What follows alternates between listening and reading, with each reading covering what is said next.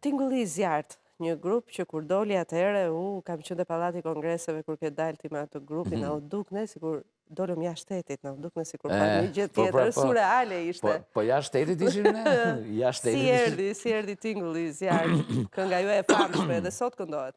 Po Tingullin e Zjarrt unë e krijova që në lice. E kam krijuar që në 88-ën, 89-ën. 89-ën më sakt, dhe në 90-ën dolëm ne. Pastaj në 91-ën kemi iknuar në Linjë Jetojmë, në 90-ën kemi iknuar Ne jemi emri vetjetës.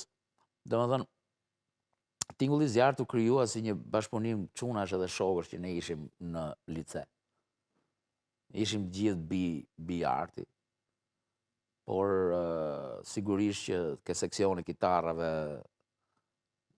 ishin shok të mirë, çuna që sot e kësaj dite ne e mbajmë, e ruajmë miqësinë tonë.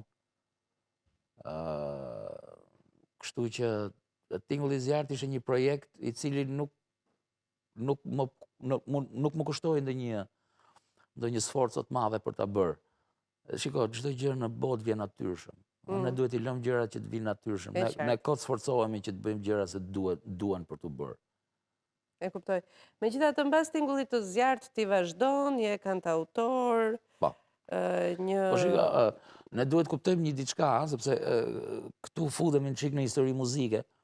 Se ashtu si ka histori muzike botërore, ashtu ka dhe kjo Shqipëria jonë, historinë e muzikës vetë. Dhe sidomos muzika rock, ose muzika pas 90-s.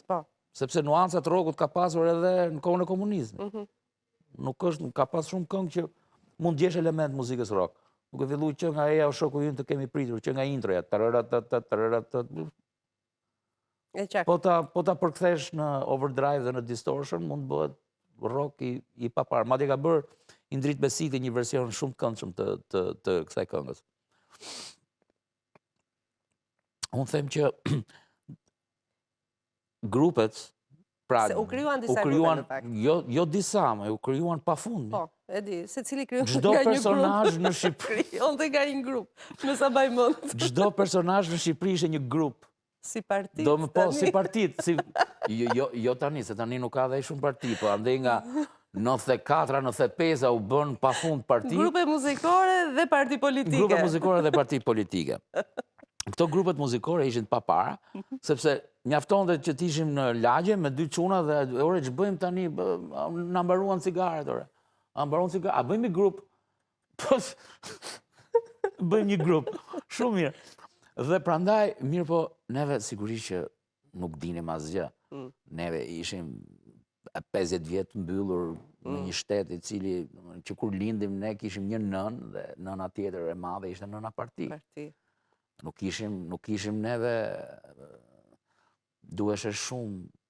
Mirë, të gjo pak, se tani unë duhet ndalem një moment. Kemi këtë muzikën bashkohore dhe muzikën që vjen nga njerëz të formuar me këtë ideologjinë. Nuk më le që ta mbaroja për punën e grupeve. Më thuaj për grupet dhe dua të thellojmë pak te këto muzikat e krijimi muzikës atëherë tani. Do ta them shkurt për punën e grupeve.